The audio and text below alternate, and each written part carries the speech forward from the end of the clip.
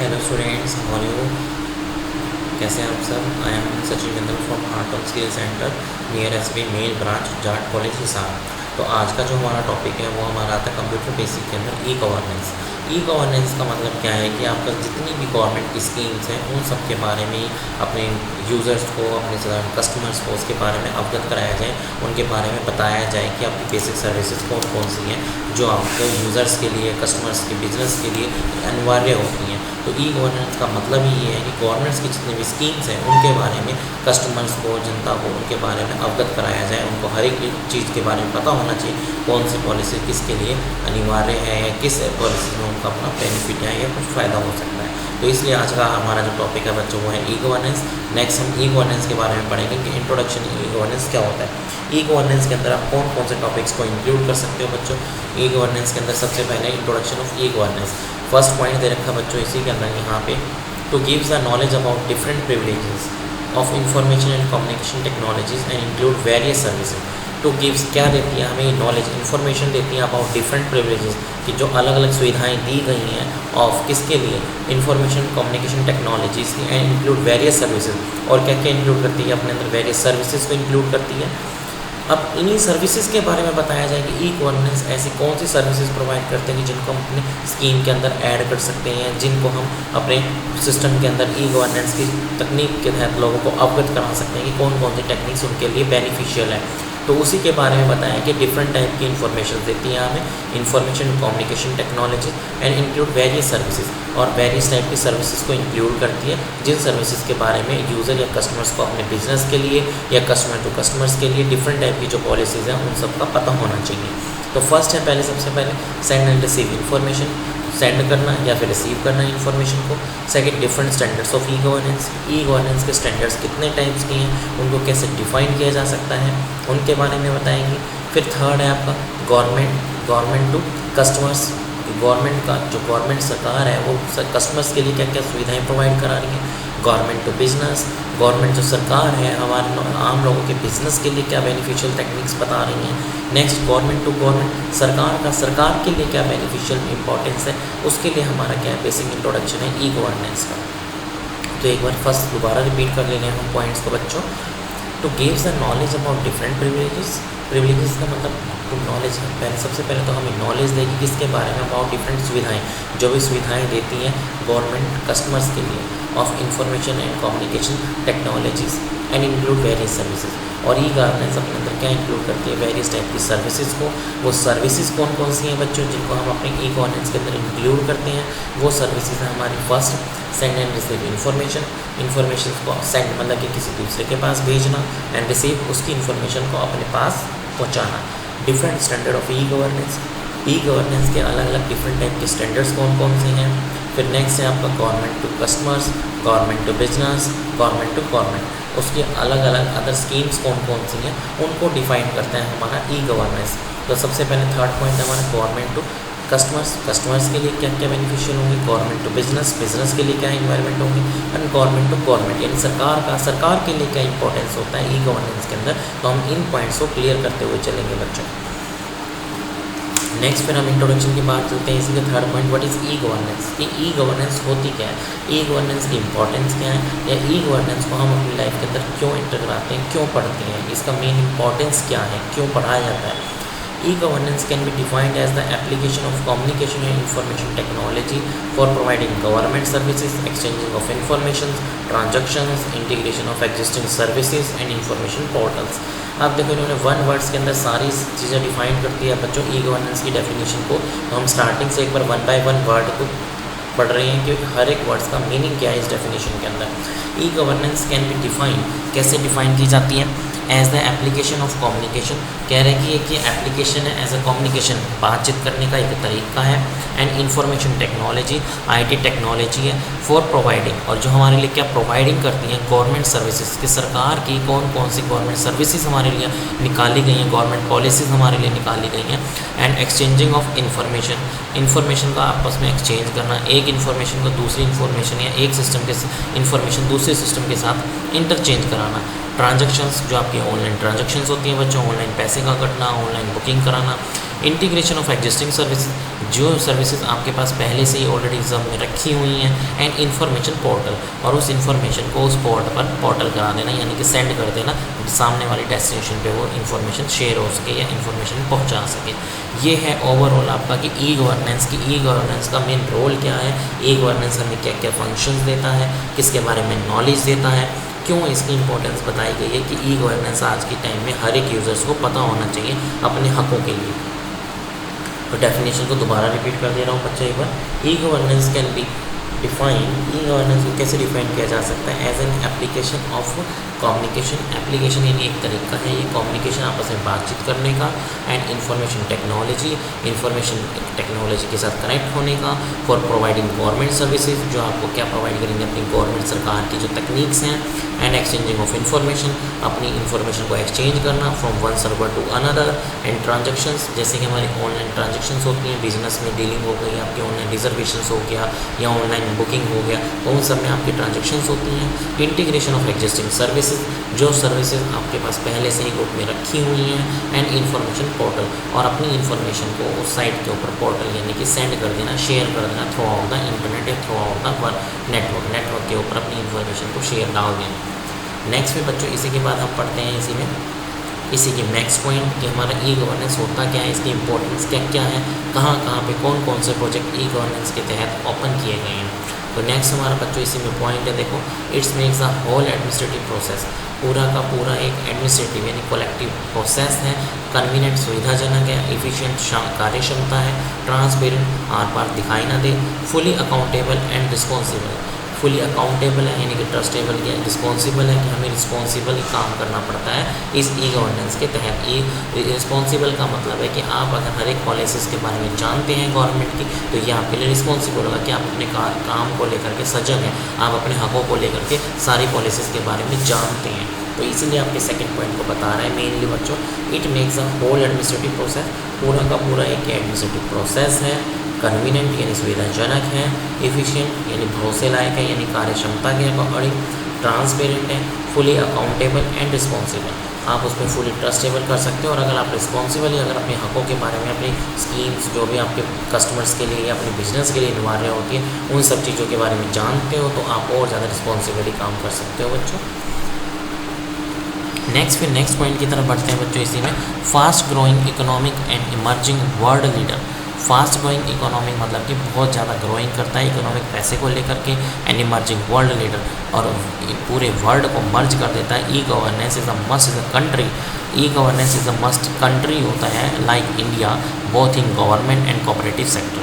E governance जो है एक मस्ट प्रोबेबली पार्ट बना दिया गया है in a public and cooperative sector, दोनों सेक्टर्स के अंदर आपका जो ई गवर्नेंस का कंसेप्ट जो है यूज़ किया जाता है, both cooperative and private sectors के अंदर भी और कोऑपरेटिव सेक्टर यानी गवर्नमेंट सेक्टर के अंदर भी आपका ई गवर्नेंस को एक टॉपिक बना दिया गया है। सेकंड पॉइंट को रिपीट कर लेते हैं स्टूडेंट कि फास्ट ग्रोइंग तेज़ी से बढ़ते हुए इकोनॉमिक यानी पैसे की खर्च को लेके, एंड मर्जिंग वर्ल्ड लीडर, मर्ज कर देना वर्ल्ड लीडर यानी कि वर्ल्ड की सारी जितनी भी पॉलिसीज़ हैं।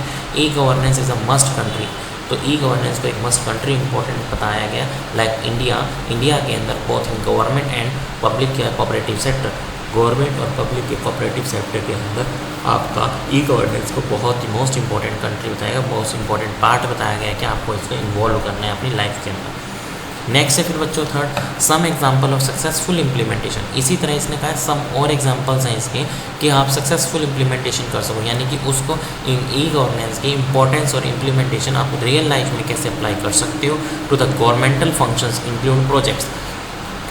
तो सम एग्जांपल्स लिए हैं जिसके तहत ई गवर्नेंस के अंदर गवर्नमेंट के कुछ अंडर प्रोजेक्ट्स थे वो इंक्लूड किए गए थे ई गवर्नेंस से मान्यता प्रूव करके कि ई गवर्नेंस के तहत उन प्रोजेक्ट्स की डेवलपमेंट हुई थी। लाइक है ई मित्र project Rajasthan and E Seva project Andhra Pradesh.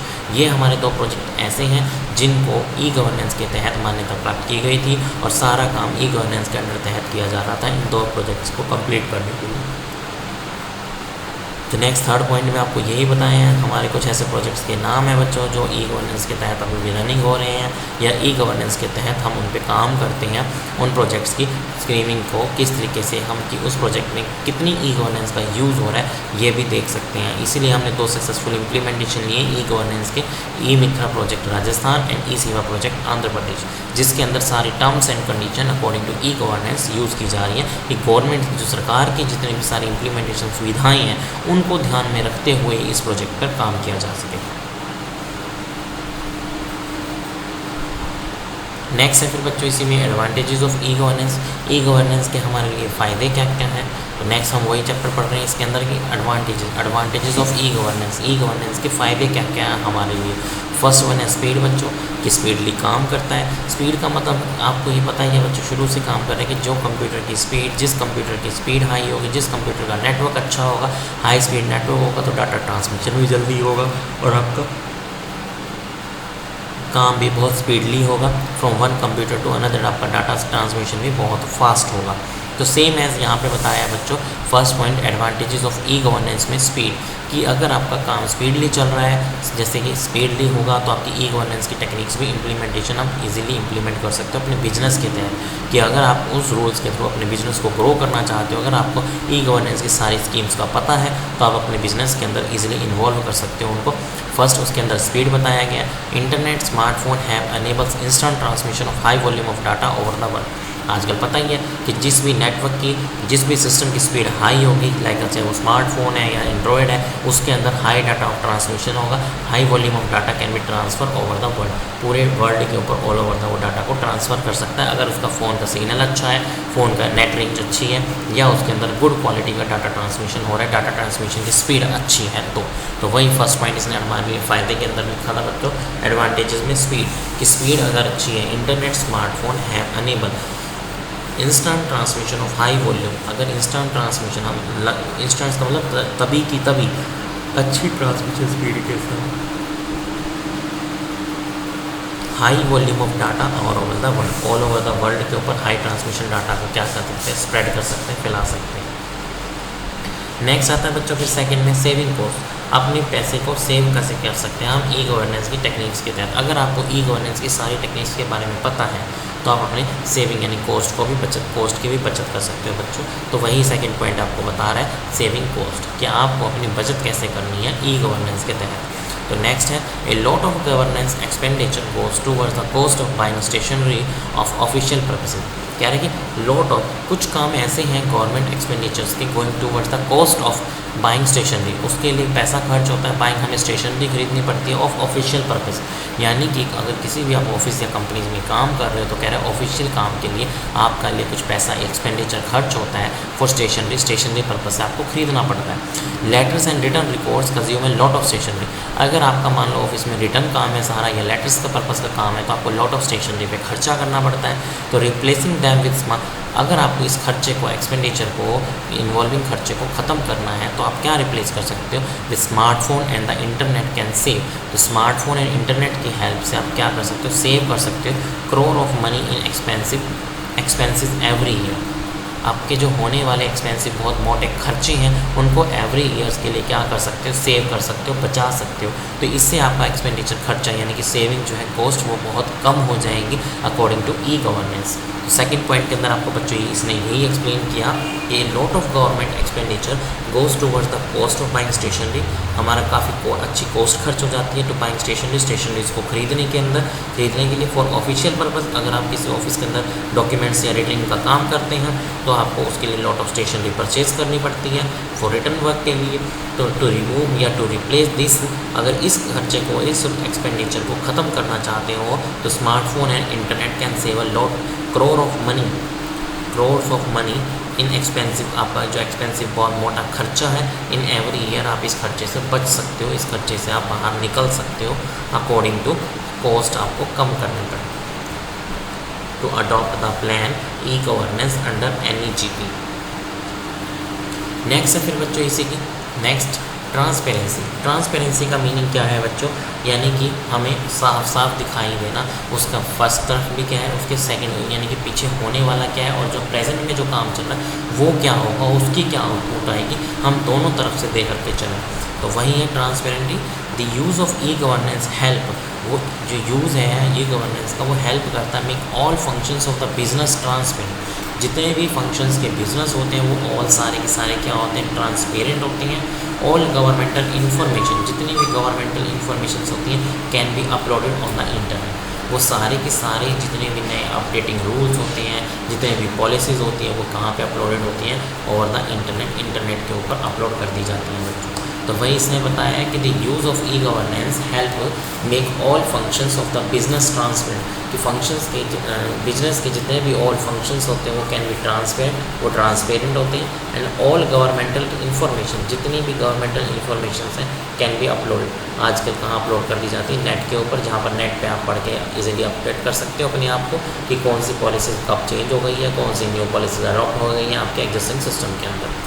Next है फिर फोर्थ आपका अकाउंटेबिलिटी।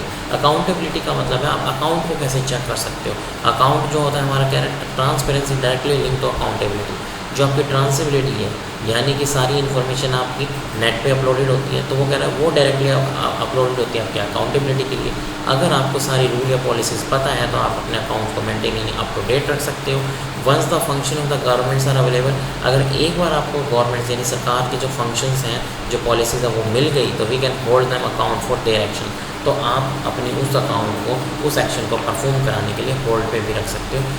जो आप काम करना चाहते हो या कुछ नई पॉलिसीज़ उसमें अप्लाई करना चाहते हो, तो अगर आपको नया रूल पता है तो आप वो फंक्शन या वो पॉलिसीज़ अपने उस अकाउंट नंबर के ऊपर अप्लाई भी करवा सकते हो। तो इसके लिए सबसे पहले आपको अप टू डेट रहना बहुत ज़रूरी है स्टूडेंट। वही आपको बता रहे हैं बार बार कि अगर ट्रांसपेरेंसी अगर directly link to accountability, once the function of government, एक बार आपके पास अगर गवर्नमेंट से जो रूल है वो आ गए, अवेलेबल हो जाते हैं, तो we can hold them accountable. तो आप अपने अकाउंट को होल्ड पर छोड़ सकते हो फॉर देयर एक्शंस, आगे आने वाले और एक्शंस अप्लाई करने के लिए कि आप अपने इस अकाउंट पे और क्या एक्शन लगा सकते हो। नेक्स्ट है फिर बच्चों इसी के अंदर इसी की डिसएडवांटेजेस ऑफ ई गवर्नेंस। फ़ायदे की बजाय अब नुकसान क्या क्या होते हैं हमें ई गवर्नेंस के। ई गवर्नेंस को हमने अडॉप्ट कर लिया अपने सिस्टम के अंदर, उसके एडवांटेजेस पढ़ लिए, कौन कौन सी अलग अलग टेक्निक्स होती हैं वो पढ़ा, लेकिन अब हम पढ़ रहे हैं इसके डिसएडवांटेजेस के, हमें इससे क्या क्या नुकसान भी हो सकते हैं। Loss of interpersonal communication, loss यानी कि हमें डाटा का लॉस हो जाता है, हमारी जो पर्सनल कम्युनिकेशन होती है वो ख़त्म हो जाती है यूज़र्स के साथ। तो वही बोला इसने, the main disadvantage of e governance is the loss of interpersonal communication. Interpersonal communication का मतलब 4 या 2 आदमी बैठ के आपस में जो कम्युनिकेशन आपस में बातचीत करते हैं वो कनेक्शन लॉस हो जाता है, यानी कि वो डाटा कनेक्शन इनकरप्टेड हो जाता है, जिसका कनेक्शन एस्टेब्लिश नहीं हुआ था। नेक्स्ट है फिर high setup cost and technical difficulties.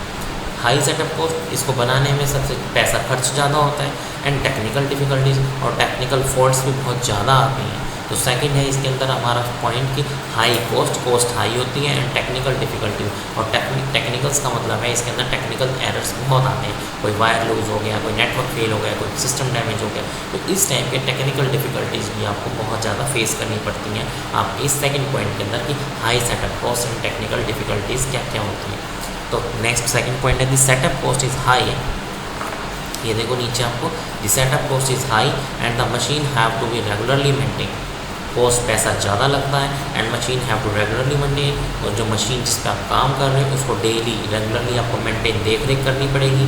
Computers and internet can also break down, और कंप्यूटर्स हो गए इसके दौरान आपके और जो इंटरनेट है वो भी ब्रेक डाउन टूटते रहते हैं।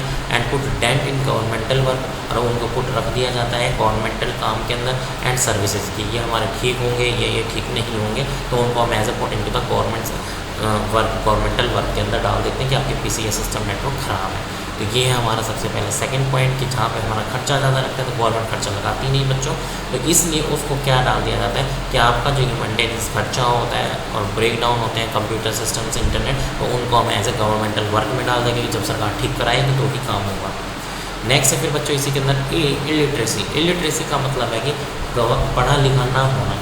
कई लोगों को ज्ञान ना होना, आज की जनरेशन के हिसाब से जो उनको पता होना चाहिए उन बातों का, उनका पता ना होना। तो इलिटरेसी का मतलब यही है बच्चों। नेक्स्ट पॉइंट हमारा कि a large number of people in India, India के अंदर काफ़ी लार्ज अमाउंट में जो पीपल्स हैं आर इलिटरेट। इलिटरेट मतलब पढ़े लिखे नहीं हैं। And do not know how to operate computer, और उनको ये भी नहीं पता कि कंप्यूटर को कैसे चलाना है। एंड स्मार्टफोन को कैसे ऑपरेट किया जाता है। तो E governance is very difficult. ऐसे में उनके लिए ई गवर्नेंस बहुत मुश्किल है for them to access and understand. समझना और उसको एक्सेस मतलब कि चलाना बहुत मुश्किल है जब तक अगर वो ऑपरेट करना नहीं जानते किसी कंप्यूटर सिस्टम के बारे में। एंड लास्ट है आपका four cyber crime and leakage of personal information. Cyber crime का मतलब आजकल थेफ्ट यानी कि चोरियाँ होती रहती हैं, आपकी पर्सनल इन्फॉर्मेशन की लीकेज हो सकती है। तो there is always a risk of private data, जो आपका ज़्यादा कंपनी का हो गया, घर का हो गया, आपका पर्सनल प्राइवेट डाटा है, citizen store in government service being stolen. Government sites पे आप उसको सबमिट करने में आपका क्या हो सकता है, चोरी हो सकता है। तो इसका एडवांटेज भी है हमारा कि गवर्नमेंट सर्विसेज में आप ऑनलाइन अगर आपका डाटा शेयर कर देते हो तो वो आपकी साइट्स पर ऑनलाइन लॉगिन रह जाता है, तो आपका डाटा चोरी हो सकता है, आपकी पर्सनल इन्फॉर्मेशन की लीकेज हो सकती है। नेक्स्ट है फिर बच्चों NEGP, national e governance plan. कि नेशनल ई गवर्नेंस प्लान के अंडर इसको क्या डिक्लेयर किया गया था, क्यों घोषित किया गया था। NEGP plan is an initiative of government of India to make all government services, सारी गवर्नमेंट की सर्विसेज प्रोवाइड करने के लिए available to citizens of India by electronic media के थ्रू। नेक्स्ट सेकंड है NEGP was formulated by the department of electronics and information technology. NEGP को जो है फॉर्मुलेटेड किस लिए बनाया गया था, department of electronics and information technology, electronics department के लिए इंफॉर्मेशन देने के लिए इसको डेवलप किया गया था। The government approve the national government plan, ये जो NEGP को प्लान को अप्रूव मान्यता प्राप्त की गई थी, उसको 27 मिशन मॉडल प्रोजेक्ट्स दिए गए थे जब इसको अप्रूव किया गया। और ये जो अप्रूवल जब इसको मिली थी वो 18 मई 2006 में इसको अप्रूवल मिल चुका था NEGP प्लान को अंडर ई गवर्नेंस। नेक्स्ट है फिर बच्चों इसमें SDC, state data centre. SDC क्या होता है, स्टेट डाटा यानी कि एक स्टेट उसको एक ऐसा हब लेकर के चलना, डाटा का सेंटर्स डिवाइड कर देना कि आपका जो डाटा है हर एक सेंटर से फिल्टर हो गया, हर एक सेंटर डिस्ट्रिक्ट से पास होता हुआ जाएगा। तो नेक्स्ट है बच्चों इसी के अंदर SDCC are the multiple data centres setup in various states of India. अलग अलग स्टेट्स में इंडिया की हर एक स्टेट में अलग अलग स्टेट्स डाटा सेंटर को एस्टेब्लिश कर दिया जाता है to provide fundamental IT infrastructures, उनको इनका इंफ्रास्ट्रक्चर प्रोवाइड करने के लिए for E governance programmes being run as a part of NEGP। सारी जितनी भी ई गवर्नेंस की पॉलिसीज़ हैं उनको रन करने के लिए रन करेंगे वो policies under NEGP, national e governance plan के अंडर। सेकंड है the main purpose of these centres is to provide a physical facility, उनको एट प्रेजेंट फिजिकली जो है आज मिल सकते हैं उन फैसिलिटीज़ को प्रोवाइड कराना for hosting various state level e governance application, state level के application similar to national informatics centre provide to national level application. National level का है तो नेशनल टाइप की फैसिलिटीज़, एंड गवर्नमेंट सेक्टर है तो government sector की facilities उसको provide कराई जाए एट फिजिकल, जो आज के टाइम में उनके पास होनी चाहिए। नेक्स्ट है third, the SD project was approve, जो स्टेट डाटा सेंटर प्रोजेक्ट था वो अप्रूव हुआ था जनवरी 2008 के अंदर as a part of NEGP, पर उसको एज ए पार्ट घोषित किया गया था NEGP का ही नेशनल ई गवर्नेंस प्लान के थ्रू। तो ये था बच्चों आज का हमारा जो नेक्स्ट टॉपिक था हमारा ई गवर्नेंस के रिगार्डिंग। अभी इसी से हमारे नेक्स्ट लेक्चर में कंटिन्यू करेंगे, तब तक के लिए थैंक्स।